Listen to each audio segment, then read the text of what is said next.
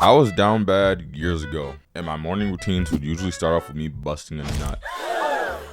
Before going to school or even brushing my teeth, I would endlessly scroll through these provocative websites looking for the right videos to satiate my urges. At the time, I didn't know it was an addiction until I noticed physical, mental, and social changes negatively impacting my life. So like most guys trying to break this addiction, I discovered NoFap.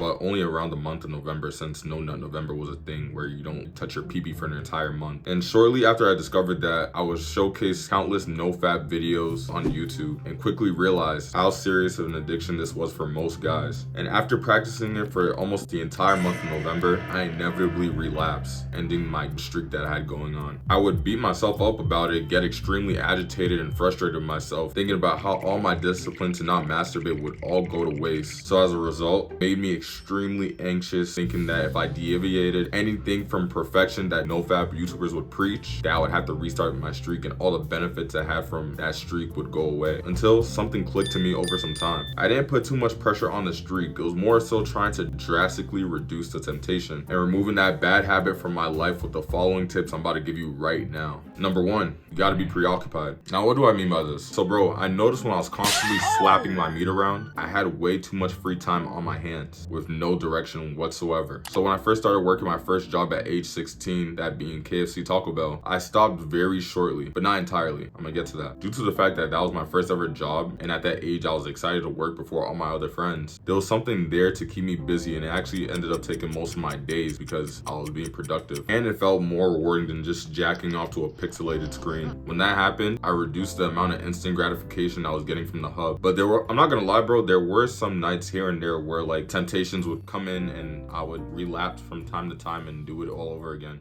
I won't. Do it.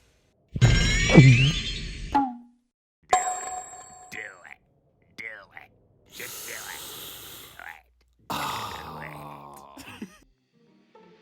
So that's when I did step number 2. I simply stopped counting the days. And bro, the crazy part is I low-key kind of did this subconsciously too. So basically I noticed whenever I tried to make sure I was consistent without failure, I ended up creating an unrealistic expectation of myself. And although it was frustrating at the time, I just had to be okay with the fact that I would relapse here and there, because the point is not to strive for perfection, but more so drastically reduce the temptation. And even then I was still making some type of progress. For example, if you're a beginner in the gym, right? And then you make this pledge to yourself to never ever miss a day in the gym, chances are you're setting the bar a little too high at that point for yourself. So here's what's gonna happen. You've been going to the gym every single day for a month straight, and then one day you want to just take a chill day off, and after that chill day off you feel as though you lost progression and progress you've made in the gym, and now you're beating yourself up because of it and thinking that like David Goggins and Gary V type of motivation drive to just keep grinding ends here. Like that's not how it goes. Or for example, take a fat guy just starting to go to the gym consistently, making that pledge to himself to go every single day, and then one day he eats bad and then you tell him all your progress is going to be gone just because you ate that one burger. That's bullshit.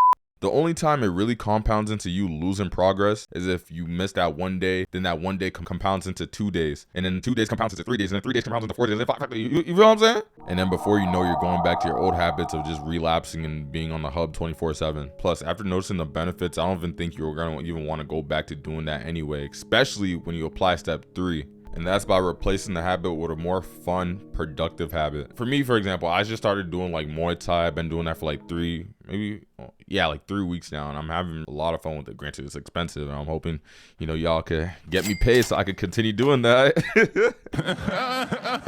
Yeah, little things like that, or like hiking, or some of y'all might even see this as boring. I like it personally, but playing chess, that could be a new hobby. Getting out your comfort zone and doing something that you haven't done before, but you're actually willing to jump into the fire and do things that most people are actually scared to do. Even right now, as you're watching this video, you can even start up your own YouTube channel, which I highly advocate most of you guys do. You feel what I'm saying? Once you discover what that is, that'll bring you to the 4th and final step, and that's to associate fapping with other bad things, especially bad things that you typically would avoid. For me, it would probably be like to avoid taking hard drugs that I know would probably fuck me up long term, like I'm not even gonna say it here, but you already know the hard drugs, you know what I'm saying? Or eating foods that have like toxic hard chemicals in them, things I have to avoid because, you know, I have, well, you obviously don't know, but I have eczema, so I have to be very meticulous and like look at the labels of things that they put in foods in order to like eat a healthy, balanced diet, and I guess it helps me in the long run. Or bro, just any other inherently bad thing that you know is not good for you and you would consciously choose to avoid. So like anything you are disgusted by just based off of your own preferences and values of what you consciously choose not to do. Associate fapping with that. And bro, before you know it, you won't be counting up to day 90 or trying to keep track of a NoFap streak.